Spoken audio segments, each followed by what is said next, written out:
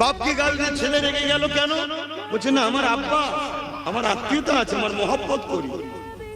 তাহলে যার সঙ্গে আত্মীয়তা থাকে, যার সঙ্গে মহব্বত থাকে, নমুনা হলে এটা, তাকে আঘাত দিলে আপনার কষ্ট হবে। আর যদি কাউকে আঘাত দেয় আপনার দিলে যদি কষ্ট না হয়, তার মানেই বুঝতে হবে তার উপরে প্রেম নেই, তার সঙ্গে সম্পর্ক নেই।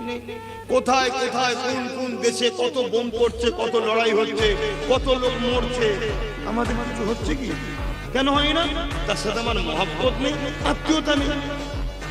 কিন্তু আমার বাচ্চার সামান্য একটা পায়ে কাটা ফুটে গেলে, উপরে চিল্লালে, ছুটতে গেলে, হোঁচট খেলে, একটু যদি বাবারে বলে ওঠে, সঙ্গে সঙ্গে কি হয়েছে কি হয়েছে কি হয়েছে। যদি তার মাও যদি ভুল করে স্বামী হিসাবে, তার মায়ের উপরেও রেগে যায়।